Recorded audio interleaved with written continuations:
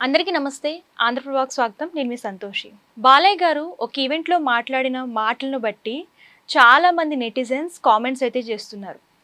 Mega ఫ్యామిలీని ఉద్దేశించే ఈ వార్తలనేది, ఈ వ్యాఖ్యలని చేశారని చెప్పేసి చాలామంది అంటున్నారు. సో, ఈ టాపిక్ వచ్చేసరికి ప్రస్తుతం హాట్ టాపిక్‌గా మారింది.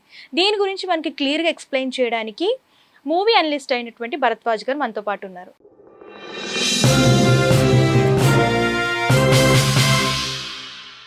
నమస్తే సార్. నమస్తే. సార్, రీసెంట్‌గా బాలయ్య గారు ఒక ఈవెంట్‌లో కొన్ని మాటలు మాట్లాడారనమాట. సో, చాలామంది అంటే మూవీస్‌లోను అంటే పొలిటికల్‌గా రాణించలేకపోయారు. నేనైతే రెండిట్లోని రాణిస్తున్నాను అని జెప్పేసి పార్టీ పెట్టి గూడా చాలా నష్టపోయారని జెప్పేసని అన్నారు. సో, అంటే డైరెక్ట్‌గా కాకుండా ఇండైరెక్ట్‌గా అన్నారు. కొంతమంది నెటిజన్స్ కానివ్వండి, సినీ ప్రముఖులు గానివ్వండి, ఇవన్నీ కూడా ఇండైరెక్ట్‌గా మెగా ఫ్యామిలీని టార్గెట్ చేసే, అది కూడా చిరంజీవిని టార్గెట్ చేసే మాట్లాడారు అని అంటున్నారు. దీని గురించి మీరేమంటారు సార్? అంటే చిరంజీవిని టార్గెట్ చేస్తూనే మాట్లాడాడు ఆయన. దానిలో ఎటువంటి అనుమానము అక్కర్లేదు. ఇది ఈ రోజున కొత్తగా మాట్లాడింది కాదు ఆయన. గతంలో కూడా ఇలాంటి మాటలు మాట్లాడాడు. అంటే ఈ వేదిక మీద ఆయనకి పద్మభూషణ్ వచ్చిన సందర్భంగా ఏర్పాటు చేసినటువంటి ఒక అభినందన సభలో కృతజ్ఞత చెప్పడానికి ఆయన మైక్ తీసుకున్నాడు. తీసుకుని ఆ కృతజ్ఞత చెప్పడం అనే ప్రోగ్రాం వరకు కన్ఫైన్ కాకుండా తన గొప్పతనం గురించి చెప్పుకునేటువంటి ప్రయత్నం చేస్తూ దానిలో భాగంగానే తన లెగసీ, తన తండ్రి గారు, ఆయన ప్రయాణము, ఆయన రాజకీయ ప్రయాణం, సినిమా ప్రయాణం ఇవన్నీ మాట్లాడాడు. ఈ మాట్లాడే క్రమంలో చాలా హై టోన్తో మాట్లాడాడు ఆయన. మాట్లాడుతూ కొన్ని ఇబ్బందికరమైనటువంటి అంశాలు కూడా తడిమాడు ఆయన. ఈ తడుముతున్న వాటిల్లో ప్రధానంగా కనిపించేది ఏంటంటే, నా సినిమాలు గతంలో రికార్డులు బద్దలు కొట్టేశాయని చెప్పాడు ఆయన. సమరసింహారెడ్డి అలాగే నరసింహనాయుడు. బాగానే ఉంది అక్కడ వరకు. కానీ ఇప్పటికీ ఆ రికార్డులు ఎవరూ దాటలేదు అన్నాడు. అది కరెక్ట్ కాదు. అప్పటికి అవి రికార్డు సినిమాలే కావచ్చు, కానీ ఆ తర్వాత ఇమ్మీడియట్గా తర్వాత అంతకంటే పెద్ద హిట్ సినిమాలు వచ్చినాయి. కాబట్టి ఇలాంటి కొన్ని ఓవర్ స్టేట్మెంట్స్ ఉన్నాయి ఆయన మాటల్లో. వాటిలో భాగంగానే తన తండ్రి గారి గురించి మాట్లాడుతూ ఆయన పార్టీ పెట్టిన 9 నెలల్లో అధికారంలోకి వచ్చారు, నిజమే. అయితే చిరంజీవి గారికి కూడా ఆ రికార్డును బద్దలు కొట్టాలనే ఉద్దేశంతోనే ఆయన 8 నెలల ముందు పార్టీ పెట్టాడు. పార్టీ పెట్టినప్పటికీ అధికారంలోకి రాకపోగా కేవలం 17 సీట్లతో సర్దుకోవాల్సిన పరిస్థితి ఏర్పడింది ప్రజారాజ్యం. ఆ తర్వాత ప్రజారాజ్యం నెమ్మదిగా కాంగ్రెస్లో విలీనం అవ్వటము, ఈయన కేంద్ర మంత్రి అవ్వటము, ఈ పని జరిగిపోయింది. అందుకని బాలకృష్ణ గారు దాన్ని ప్రస్తావించాడు. మా ఫాదర్ తర్వాత ఎవరో రాజకీయాల్లోకి వచ్చారు, ఇమేజ్ ఉంది కాబట్టి మేము నడిపించగలము అనుకుని వచ్చారు, కానీ వాళ్ళ వల్ల కాలేదు అని చెప్పాడు. ఇది సీరియస్గా చిరంజీవిని టార్గెట్ చేసిందే, కానీ అదే సభలో అదే వేదిక మీద అదే మైక్ పట్టుకున్నటువంటి బాలకృష్ణ గారు ఇంకొక మాట కూడా అన్నాడు.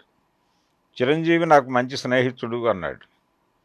మా ఇద్దరి మధ్య మంచి బాండింగ్ ఉంది, అది ఇది అని చెప్పుకొచ్చాడు. అంటే నాతో పోటీ ఎవరు అనే దగ్గరకు వస్తే చిరంజీవే అని చెప్పాడు. అది చిరంజీవి అని చెబుతూ తమ మధ్య స్నేహం ఉన్న విషయాన్ని ప్రస్తావించాడు ఆయన. వీళ్ళిద్దరూ స్నేహంగా వ్యవహరించిన సందర్భాలు అనేకం ఉన్నాయి. అంటే చాలా ఈవెంట్స్లో వీళ్ళిద్దరూ కలుసుకునేవారు. గతంలో మెడ్రాస్లో ఉండగా వీళ్ళ మధ్య మంచి స్నేహమే ఉండేది. వారి పార్టీలకు వీరు, వీరి పార్టీలకు వారు హాజరయ్యేవారు. అలాగే చిరంజీవి గారి కూతురు వివాహ వేడుకల్లో బాలకృష్ణ గారు డ్యాన్స్ చేయటం అనే వీడియో కూడా ఉంది యూట్యూబ్లో.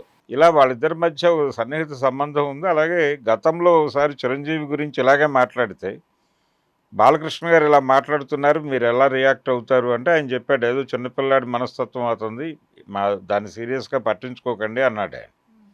ఇప్పుడు కూడా అదే అభిప్రాయం చెప్తాడు ఆయన దగ్గరికి వెళ్ళి ఎవరైనా అడిగితే. రెండోది, ఆ టైంలో కూడా ఈయన మాట్లాడింది అదే, ప్రజారాజ్యం వైఫల్యం గురించి, చిరంజీవి రాజకీయ ప్రయాణం వైఫల్యం గురించి పదే పదే మాట్లాడుతూ ఉంటాడు బాలకృష్ణ గారు. ఎందుకంటే ఆయన 3 సార్లు గెలిచాడు ఎమ్మెల్యేగా. ఇప్పుడు 4వసారి కూడా గెలుస్తాను అనేటువంటి ఒక భరోసాతో ఉన్నాడు. హ్యాట్రిక్ ఎమ్మెల్యే అనేటువంటి ఒక ఉత్సాహం కనిపిస్తోంది ఆయనలో. ఈ ఉత్సాహంలోంచి పదే పదే చిరంజీవి పార్టీ, ఆ పార్టీ విలీనం, ఆ ప్రక్రియ గురించి మాట్లాడటానికి ఆయన చాలా ఉత్సాహం చూపిస్తున్నాడు. అంటే మా ఫాదర్ తర్వాత నేనే అనేది చెప్పుకోవడంలో భాగంగా, తన లెగసీని చెప్పుకోవడంలో భాగంగా ఆయన ఆ ఏరియాలో ఉన్నటువంటి వాళ్ళందరినీ కొంచెం తక్కువ చూపు చూస్తున్న మాట వాస్తవం. ఓకే. తను గొప్పలు చెప్పుకునేవారు. అంతే, నిర్మోహమాటంగా గొప్పలు చెప్పుకోవటమే అది. నేను చాలా గొప్పవాడిని, మా నాన్నగారు చాలా గొప్పవాడు. ఆయన గొప్పవాడైతే కావచ్చు, కాదని ఎవరూ అనటం లేదు. ఆయన 9 నెలల్లో అధికారంలోకి వచ్చాడు, చాలా గొప్పవాడు. అయినప్పటికీ అవతల వాళ్ళు రాలేదు అని చెప్పడానికి ఆ కంపారిజన్ ఇబ్బంది. అంటే రామారావు గారు పార్టీ పెట్టినప్పుడు పరిస్థితులు, చిరంజీవి పార్టీ పెట్టినప్పుడు పరిస్థితులు చాలా తేడాగా ఉన్నటువంటి సందర్భం అందరికీ తెలుసు. ఆ రోజున పూర్తి వాక్యూమ్ ఉంది. ఆ వాక్యూమ్లోకి కరెక్ట్గా రామారావు గారు వచ్చి ఎమర్జ్ అయ్యాడు. జనం కూడా ఆల్టర్నేటివ్ వైపు చూస్తున్నారు. ఏదైనా ఒక ప్రత్యామ్నాయం లేదేమిటి ఈ రాష్ట్రంలో అని అనుకుంటున్న టైంలో ఎన్టీఆర్ ఎంటర్ అయ్యాడు, ఆయన వైపు టర్న్ అయ్యారు. కానీ రామారావు గారు అనుకోలేదు గెలిచేస్తాను, సీఎం అయిపోతాను ఈ ఎన్నికల్లో అనేది అయితే ఆయన అనుకోలేదు. ఆయన చాలా క్లియర్గా ఎండ్ మీటింగ్లో, అంటే చివరిలో మీడియాతో మాట్లాడుతూ, అప్పటి ప్రెస్తో మాట్లాడుతూ ఆయన చెప్పిన మాట ఏంటంటే, ఒక బలమైన ప్రతిపక్షాన్ని రాష్ట్ర ప్రభుత్వానికి రుచి చూపించబోతున్నాను అన్నాడు తప్ప నేను సీఎం అవుతున్నానని చెప్పలేదు ఆయన. అందుకని తీరా రిజల్ట్స్ వచ్చేసరికి తెలుగుదేశం పార్టీకి ఎక్కువ సీట్లు వచ్చినాయి, ఆ పార్టీ అధికారంలోకి వచ్చింది, రామారావు గారు సీఎం అయ్యాడు. అది ఆ సందర్భం. ఓకే. ఆ సందర్భంలో ప్రజలు ఒక ప్రత్యామ్నాయాన్ని కోరుకుంటున్నారు. చిరంజీవి పార్టీ పెట్టినప్పుడు పరిస్థితి వేరు. ఇక్కడ ఇద్దరు బలమైన నాయకులు ఉన్నారు అప్పుడు. చంద్రబాబు నాయుడు ఉన్నాడు, అలాగే వైఎస్ రాజశేఖర రెడ్డి ఉన్నాడు. ఈ ఇద్దరు బలమైన నాయకుల మధ్య ఒక తీవ్రమైనటువంటి ఒక సుడిగాలిలాగా రావాలి ఆ పార్టీ. కానీ చాలా గౌరవప్రదంగా మాట్లాడుతూ చిరంజీవి ఎంట్రీ ఇచ్చాడు. ఆ ఎంట్రీ ఇచ్చిన విధానమే ఆ పార్టీని ఇబ్బంది పెట్టింది. అక్కడి నుంచి ఆయన అదే టోన్లో కొనసాగాడు. ఎన్నికల ప్రచారంలో కూడా సీరియస్ క్రిటిసిజం లేదు.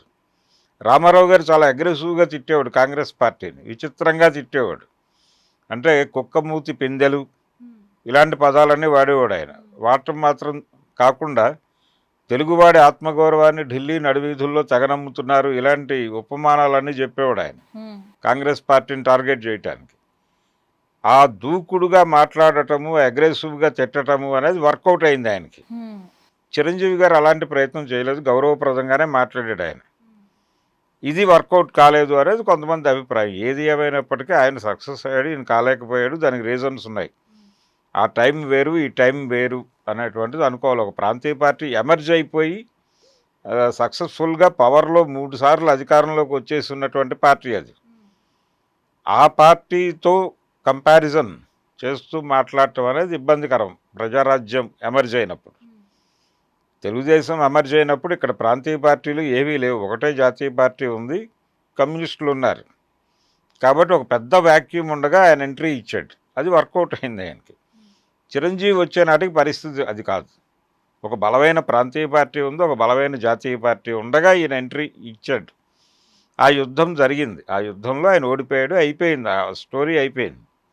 ఇప్పుడు ప్రస్తావించక్కర్లేదు దాన్ని. కానీ ఈయన కావాలని వాంటెడ్గా ప్రస్తావించాడు. అంటే మా అంతటి వాళ్ళం మేము, మిగిలిన వాళ్ళు ఎవరికి మా స్థాయి లేదు అని చెప్పడం కోసం మాత్రమే బాలకృష్ణ గారు ఆ ప్రస్తావనలన్నీ తీసుకొచ్చాడు. అంతే తప్ప వేరే ఆయనకేమీ ఏదో సాధించాలని కాదు. నేను గొప్పవాడిని, మా నాన్నగారు గొప్పవారు, మా కుటుంబం చాలా గొప్పది, మిగిలిన వాళ్ళందరూ, అంటే ఆయన సినిమాలో డైలాగే ఉంది. అంటే సింహ సినిమాలో జాతి అంటే మాది, అవతల బురద జాతి, ఈ టైపులో మాట్లాడతాడు ఆయన ఒక డైలాగ్. అది ఎవరినని ఉంటాడు అనేది రకరకాల చర్చలు జరిగినాయి ఆ టైంలో. అది కాన్సన్ట్రేట్ చేసి చిరంజీవి గురించి అన్నాడు అని. దాదాపు అలాంటి అభిప్రాయమే ఇప్పుడు వ్యక్తం అవుతోంది. బురద జాతి అని మాట్లాడాడు ఆ రోజున ఆయన సినిమాలో. అది ఎవరిని టార్గెట్ చేశాడో వాళ్ళనే ఇప్పుడు టార్గెట్ చేశాడు అనేది బయట జరుగుతున్నటువంటి గొడవ. బాలకృష్ణని చిరంజీవి క్షమించేయచ్చు, కానీ చిరంజీవి అభిమానులు క్షమిస్తారా అనేది ప్రశ్న ఇప్పుడు.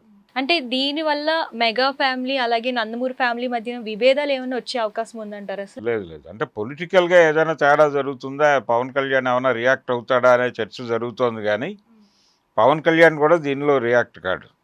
ఆయనకి రూట్ మ్యాప్ అక్కడి నుంచి ఢిల్లీ నుంచి వస్తే తప్ప ఆయన ఏం మాట్లాడు. ఢిల్లీ నుంచి రూట్ మ్యాప్ వస్తే మాత్రం ఆగడు, చెలరేగిపోతాడు. అయితే పవన్ కళ్యాణ్ కంటే ముందు నాగబాబు ఎలా స్పందిస్తాడో చూడాల్సి ఉంది. ఆయన తరచూ తన అభిప్రాయాలని సోషల్ మీడియా వేదికగా షేర్ చేసుకుంటూ ఉంటాడు. మరి దీని మీద కూడా రియాక్ట్ అవుతాడేమో చూడాలి. కానీ ఆ మూడ్లో ఉన్నట్టుగా కనిపించట్లేదు ఆయన. ఉమ్, అంటే గతంలో లాగా ఫ్రీ హ్యాండ్ లేదు, ఇప్పుడు ఆయన పార్టీలో కీలక పదవిలో ఉన్నాడు. అవును. అందుకని అలా దూకుడుగా వెళ్ళటం కాకుండా కొంచెం ఆలోచించి రియాక్ట్ కావదాం అనే మూడ్లో ఉన్నారు వాళ్ళు. ఇప్పుడు ఇమ్మీడియట్ రియాక్షన్స్ అయితే ఉండే అవకాశాలు లేవు. Thank you sir. Thank you.